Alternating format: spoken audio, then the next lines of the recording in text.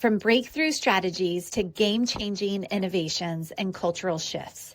You'll discover the lessons that drive real impact, and we'll dive into the moments that changed everything. Welcome to The Missing Piece with April Reed. Steve Counsell is a learning and development executive, consultant, facilitator, speaker, and co-host of the L&D podcast, Grossly Competent. He serves as the Director of Learning and Development at Three Pillars Senior Living Communities, where he leads scalable training programs that support employee growth and organizational success. Throughout his career, Steve has helped organizations improve engagement, strengthen retention, redesign onboarding, and make learning a true driver of culture and performance. Today, we'll talk about what traditional training often misses, why L&D deserves a stronger seat at the table, and how leaders can better develop the people inside their organization. Steve, thank you for being here. Welcome to the Missing Piece podcast. Well, thank you so very much, April. I know we said this off the air, but it still doesn't get any better. When I hear those things, I think you're talking about somebody else, because it is wild to think that in my 20-ish years of being in L&D that I've accomplished those things. It's kind of wild, but thank you so much for having me. I really appreciate it.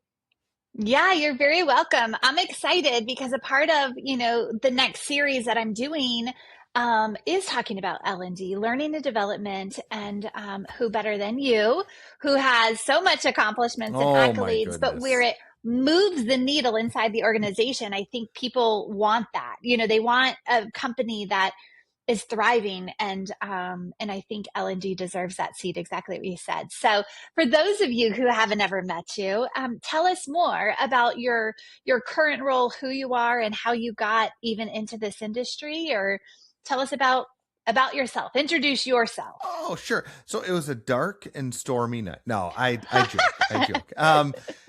I have always enjoyed the aspect of education. From a very young age, I knew I wanted to be a teacher, which is what I originally went to school for. I have my credentials to be a secondary education teacher, and I did for a stint, taught some English and speech in high school. So if anybody in any of my trainings thinks that they can hurt my feelings, I have skin as thick as possible because I have dealt with teenagers, right? I just love the part of education where somebody walks in as one person and leaves as another. And it's that moment, just there's a pivotal moment of every form of education where somebody gets that little glimmer in their eye and they have gained something they didn't have previously. And that has always been the driver for me in any organization that I've been a part of, that I want to make education fun, but engaging at the same time. And sometimes those things don't work as compatibly as I'd like, but I would just want somebody to walk away being better for what they've been educated on. I love that. So, other than, like you said, it's funny working with the teenagers, but so you had an education background. In your career, have you always kind of stayed in that path from teaching to then bringing it to the corporate world? Oh, excellent question. Yes, I would say so. I was in public education, and for reasons we won't get into on this episode, but I decided to venture into the more corporate space, and I was given some seriously great opportunities to flex my muscles in a lot of different industries. I started out in the pest control industry, which I have an English background. That's what I taught, was English in school. And then to go into a science field is a very different system, and just a different way of thinking. But it taught me a lot about just the way adults think. And I've been able to take a lot of those lessons and push them through the other organizations that I've been a part of.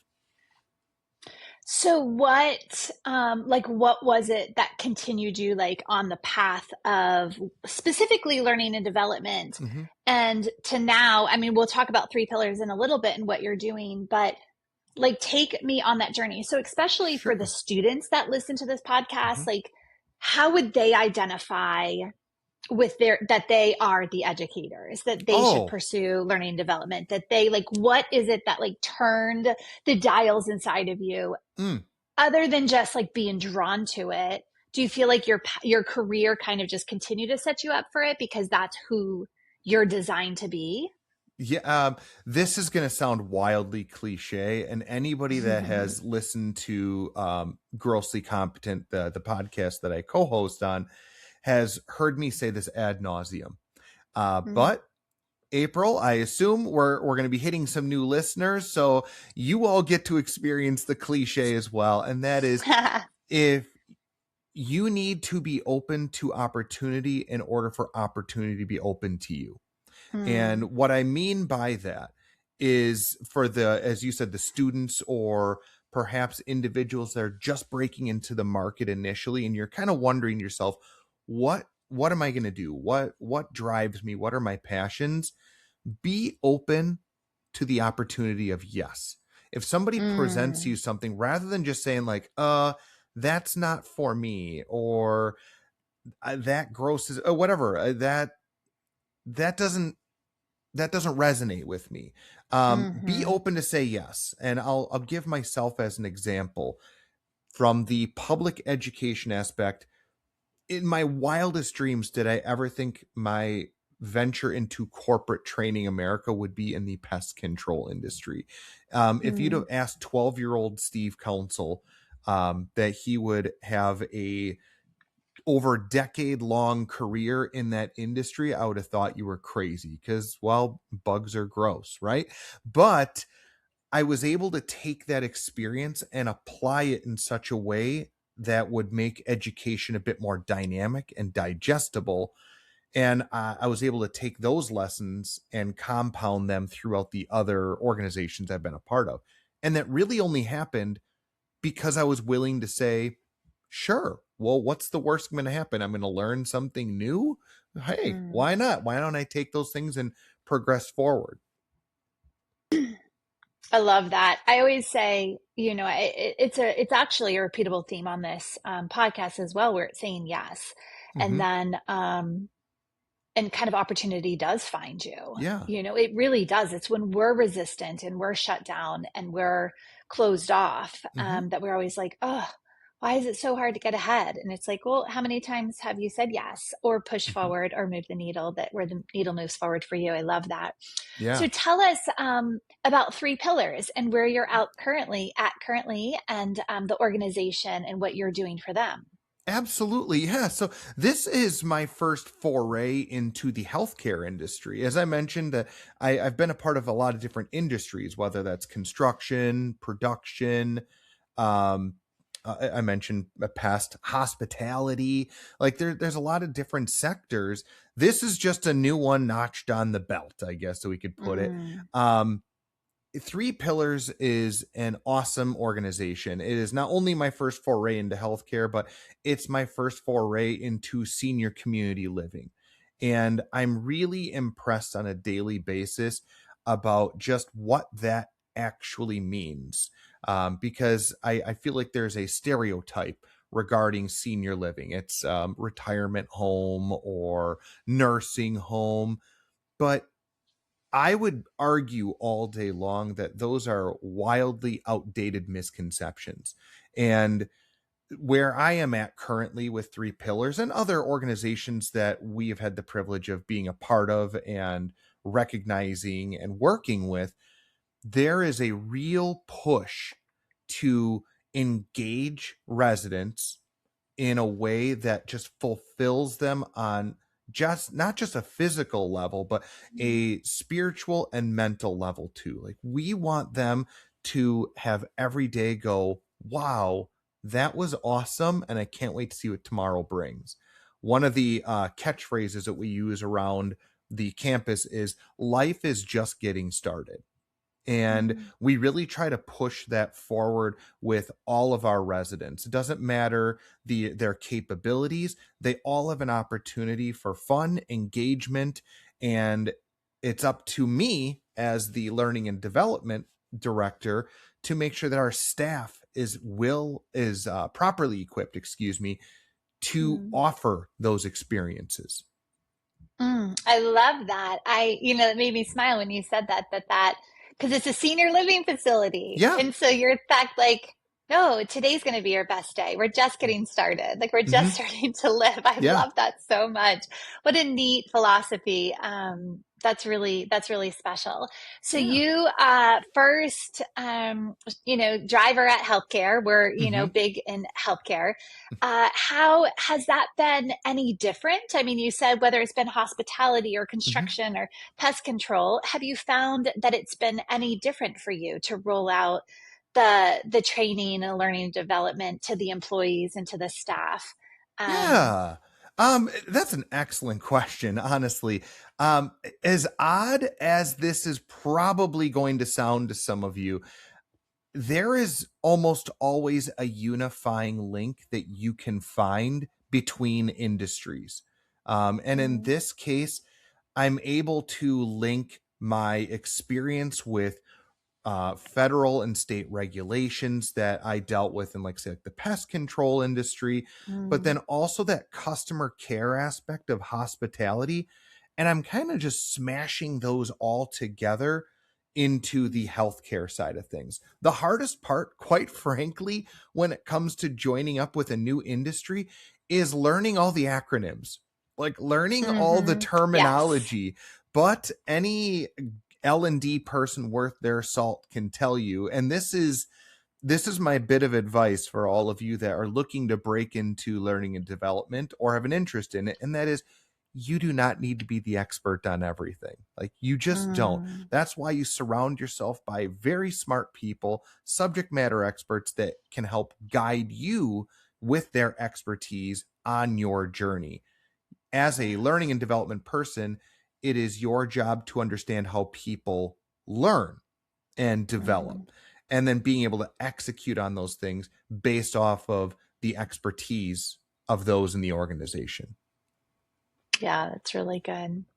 I wanted to bring up because we talked about Yeah. this offline was how you when you started interviewing for Three Pillars. Oh, yeah. Would you share that story? I think it's so amazing. Yeah. Oh, I love telling this story. And all of our new employees, when they go through our onboarding, I'm the first person they meet.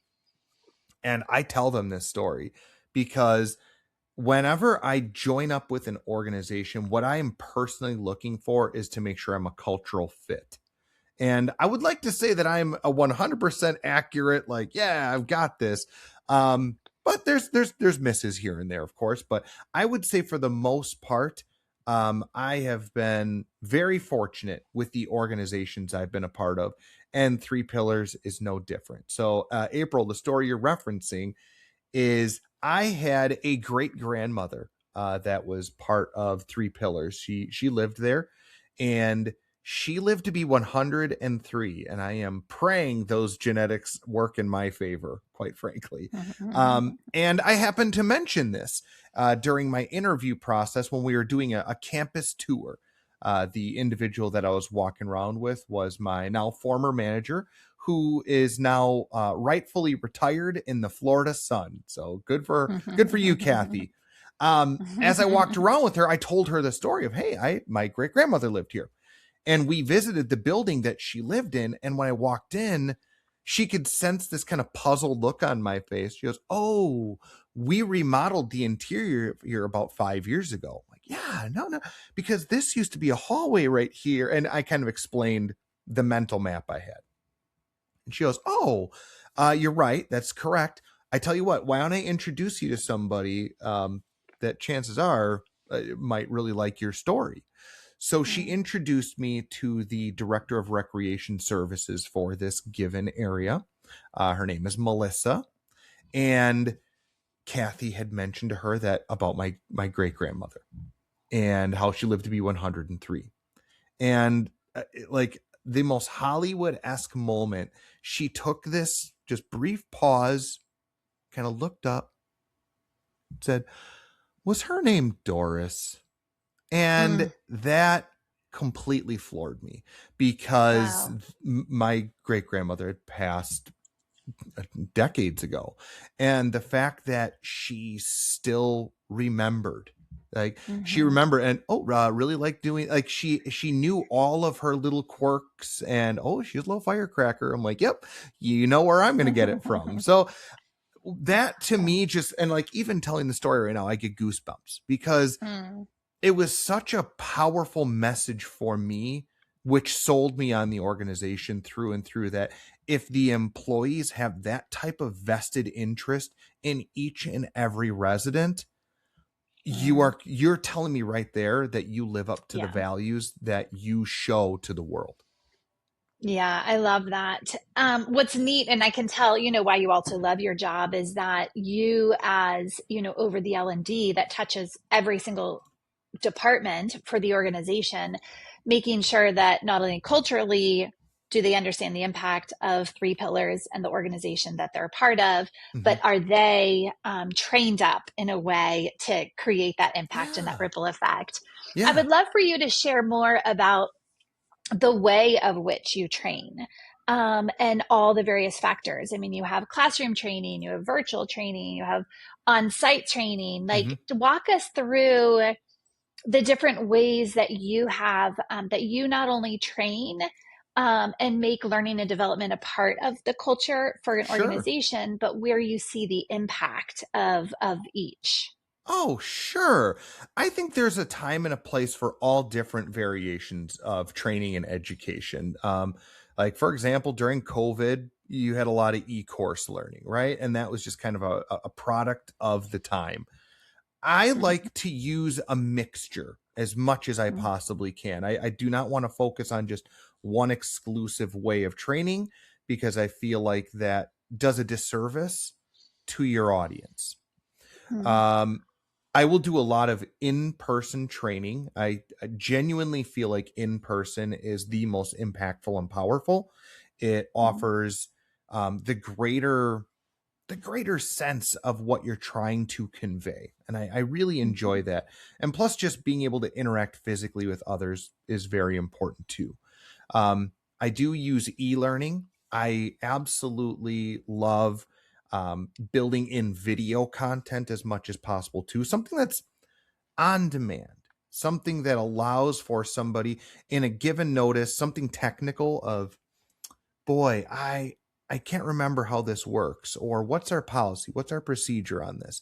That way Mm-hmm. they can go take a look at a 2-minute little video and go, okay, I remember now. And then they can carry forward with their job. It gives a sense of empowerment, which I've always Mm-hmm. really enjoyed.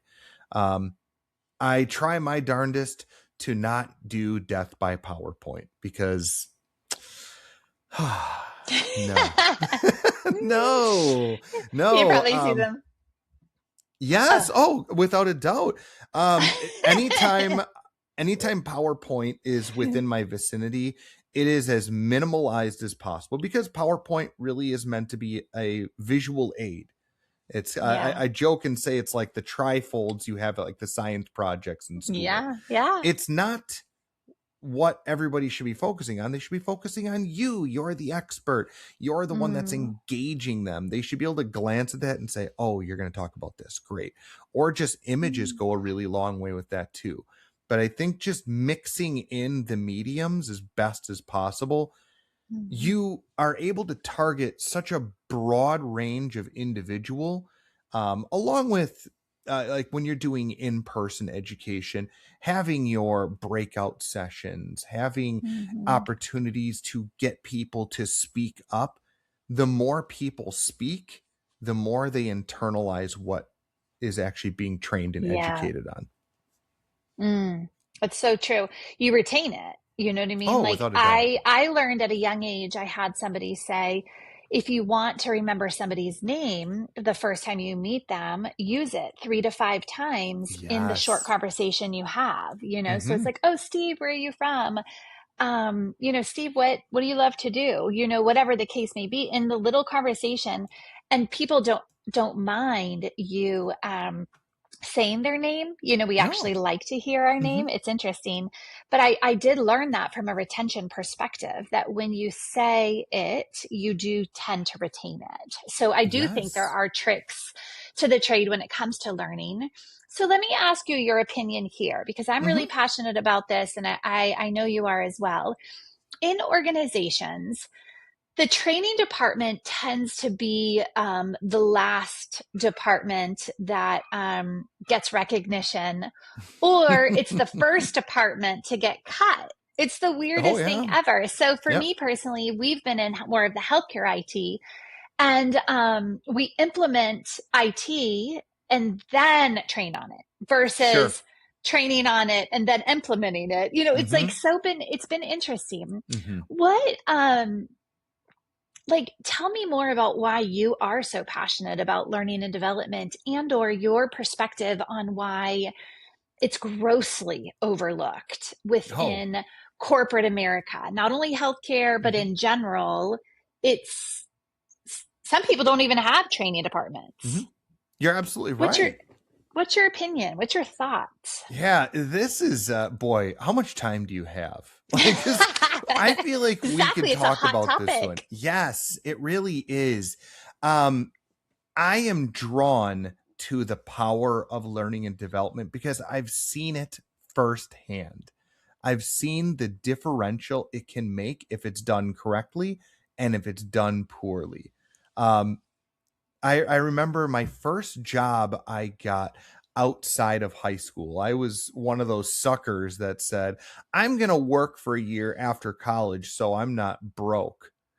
That didn't work out well, right? But Mm, I did work, but I went to school to be a teacher. I wasn't exactly going to be rolling in cash. But my first job as I worked at a bank. I was a bank teller. And I remember my training consisted of sitting in a small room, maybe 5 by 5 foot. Like we're talking, it was a closet. It mm, had a table, a TV, and a VCR. So some of our newer or younger listeners right now, a VCR is this archaic device that you used to push a tape into and it would play back like video. Watch a movie. Yes, yes. And my training in order to work with people's personal and business finances was to watch a week's worth of videos. And Woo. I had a 3-ring binder that was probably about 4 or 5 inches thick that I had to page through depending on which video I was watching and answer some Mm, questions. But that was training. That was training. And mm-hmm. once I completed it, oh boy, howdy, I'm ready to go. I always took that experience and just reminded myself, like, I am never going to put somebody through that because Mm, even mm. a month after I went through that training, do you think I remembered any of it?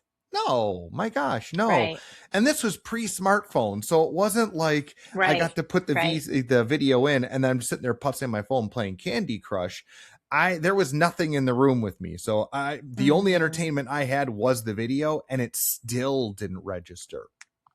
So anytime I build education, I want it to be engaging and just Mm-hmm. applying that very simple context Mm, to education has gone a yeah. really long way into making it fundamental and something that's impactful. And I've Mm-hmm. been able to push that through. So I know it's a really long, convoluted backstory, but I think it lends some credence to just the power of what really true education should look like and the Mm-hmm. impact it can have. Um, Yeah. I remember maybe about gosh, 5, 6 years ago, I had somebody email me out of the blue, somebody I hadn't worked with in quite some time. And I gave them my personal information when I had left the organization I was a part of, and they reached out and said, "Hey, I just want you to know that I was doing this and I remembered this specific thing that you taught me during my orientation, and I applied it and it worked. Like, I Yeah. remembered this." And I'm always saying this Love phrase. that. It was one of those things that you said, it's Mhm. L&D is an underappreciated department. And I Mhm. think depending on the organization, it's either underappreciated or it's valued correctly, but it's never Yeah. overappreciated. But hearing Mhm. that story really made me feel like, oh, I made an impact on this individual. They remembered it. And it wasn't because I gave them a series of videos to watch. It's because I engaged them and showed them true value. Yeah. That's so true. And Yeah. did they walk away feeling, like Yeah. they had tools in their toolbox to use at a later date, which Yeah. obviously, you're good at doing. Yeah. I And wanted to talk. oh, Go ahead. No, I you was just go. thank you. Sorry. There was one other thing I did want to add to that, because I Yeah. feel like I didn't fully answer your question. And that is like, why do I personally feel like learning and development is kind of looked at in such a maligned light? Like, why it's so easy to cut for organizations. Right. Genuinely, and I'm armchair therapizing this. I don't know 100%, but I really think it's because learning takes time. And when you're looking at, say, sales metrics, for example, it's very easy for C suite to see between quarter to quarter, oh, well, we increased our revenue by X amount. Great, good. Mm. Oh, we decreased by this. Well, then something's broken. But with learning and development, it might be 3 months, 6 months, 9 months, a year in order for some of these lessons to really start taking fruition. Because depending Mm. upon what you're training cultural shifts. Like, yes, we Yeah. can train technical all day long. This is how you use this software. This is how you build this, whatever. But your more impactful education, your soft skills, those take real time in order to start seeing real results for. And Mm. quite frankly, C suite doesn't have time for it. At least they Yeah. see that. It's well, you trained on how to be an effective communicator. How come nobody's an effective communicator 30 minutes later? Buddy, you got to give it some time here. Like, just pump the Yeah. brakes. Um, any organization I've ever been a part of, I always try to add the caveat of, if you want real cultural shifts to take place, you're looking at a minimum of 2 to 3 years. Like, Yeah. real dynamic and executable cultural shifts take time. And if it happens earlier, well, then rock and roll. That's great. But Mm-hmm. don't expect Mm-hmm. this to be an overnight sensation. It's not going to Mm-hmm. end that way. So, I wanted to talk about AI Oh, okay. and in the learning department Sure. specifically, but just also the way that everybody's starting to learn, that Hmm. most people aren't even Googling anymore. They're just chat GPTing or Geminiing or whatever, Yeah. Claude, whatever app they're using. But AI is expediting the Hmm. way that we get access to learn. And Hmm. you were just mentioning like just in time learning. There's ways that you as an L&D expert can also roll out just in time learning or empower your staff. Are you leveraging much AI in regards to L&D right now, and or how do you feel like it's going to impact training as a whole in 2 years from now? I can't even say five because it's moving Sure. so fast, but even Oh, 2 years from now, what's your thoughts and opinions there? well, first, I have to hedge my bets and thank the future Skynet and AI overlords if that is the circumstance. I love it, and please be nice to me in the future, right? All jokes aside, and I'm probably going to receive some criticism for this, but I feel like AI is a tool, just in the same. I heard a really great analogy maybe about a year ago, And that is that for learning and development, AI and the onset of being able to use it for learning and development is similar to what Excel was to accountants in the 90s, of like, Mm. the sky's falling because, well, we have this program that can do all the formulas and everything else. They're not going to need me. I got news for you. If you go into an accounting department anywhere in corporate America or the world for that fact, they're using Excel. Like, they're all using Mm. it, and that's fine. Mm-hmm. They have now learned to adopt it as a tool. I'm Mm-hmm. probably a bit of an exception, and I think some of my fellow healthcare learning and development folks will understand this. And that is, I have to be very careful in how I use AI, because I have to always be cognizant of HIPAA and Yep. of making sure that we stay regulatory with our compliance and whatnot. So if Yeah. I use AI for anything, it's really to bounce ideas off of. Um, Mm-hmm. Maybe I want to engage leadership on critical thinking. Like, I don't Mm-hmm. want to set up a course or presentation on that specific thing. Maybe I'll bounce some ideas off of Chat GPT or whatever Mm-hmm. platform it happens to be, of this is what I have. This is the context of what I'm trying to push forward. Do you have any insight, or what ideas do you Right. have? And then just use it kind of as a digital partner Thought of bouncing. partner. Exactly. And that is really what I Mm-hmm. use it for. Just to Mm-hmm. kind of pass ideas back and forth. And I'll admit, more often than not, the first thing that I'm just going to call it Chat GPT, because I think it's the most ubiquitous.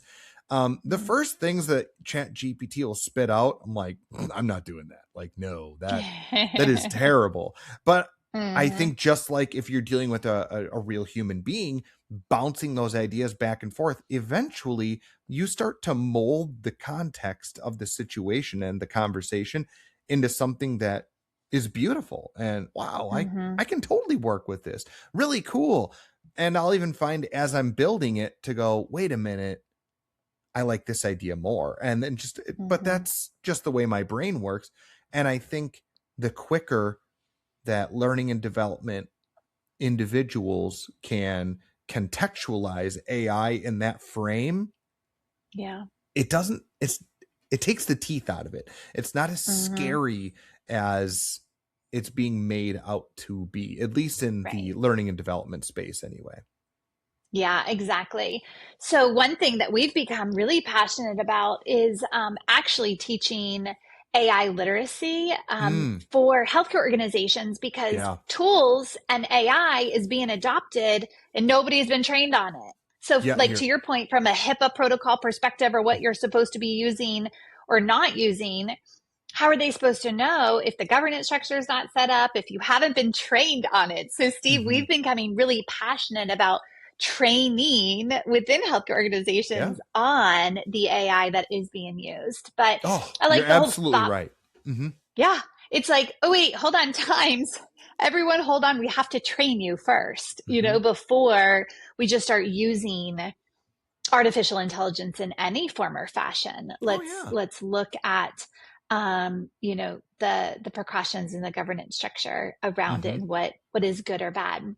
So as we wrap up, I call the podcast the missing piece. And one of the reasons why I love talking to leaders like yourself in the learning and development partners, learning and development department, is because what do you feel is still the missing piece in L&D, or was there a missing piece, a moment for you that changed everything, Ooh. that kind of also inspired you? Either one, but when I say the missing piece, what comes to mind for you? Sure. I am going to answer this more so of what I think the missing piece for learning and development is. Yeah. Because I think you raise a really valid point regarding the usage of AI, and how many e-authoring programs or video programs are now offering AI, where you can just throw text into, you upload text, and boom, now you have a video. Like, And that's great in a pinch, I suppose. But what I think the missing piece is, and could possibly become bigger as these technologies take root, is authenticity. And I say that, and I have to be careful because I'm not trying to discount those tools. I think authenticity is something that audiences are craving right now, more so than probably any other point in time, because we are inundated by AI, like different AI videos that you can watch and go, is that real or not? Or social media, where you have these influencers that might be saying one thing, but they're peddling something else. It's this idea of where I'm getting my information. How can I know it's the real deal? It's authentic. And quite frankly, if you can't get that in your professional career, then my gosh, where are you going to get it from?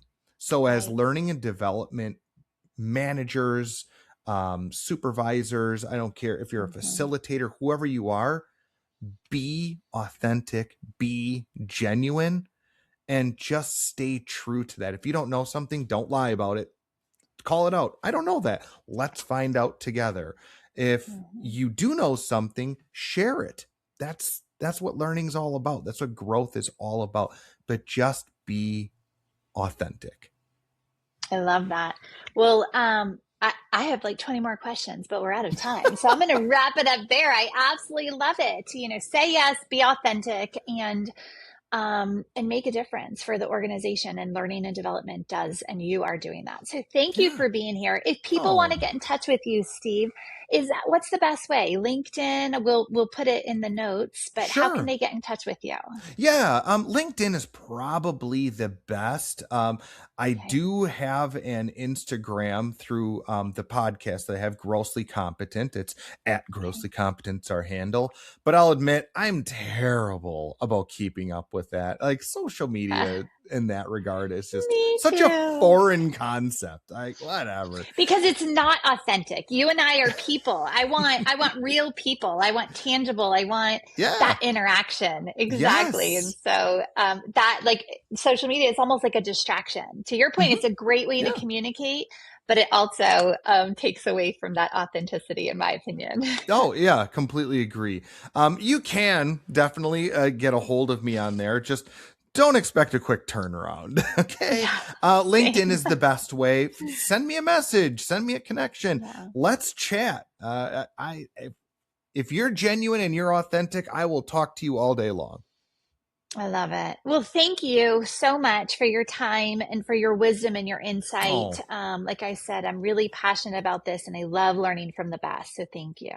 Oh, April, this was my pleasure. This was an absolute blast. I really appreciate it. I told you, if you needed to give me the shepherd's hook to get me to stop talking, you're doing it correctly. This is perfect. Thank you.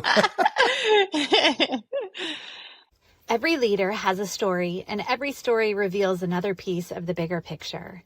What if the missing piece wasn't something you had to find, but something you were meant to become? Subscribe, share, and keep leading with intention. I'm April Reed, and I'll see you in the next conversation on The Missing Piece.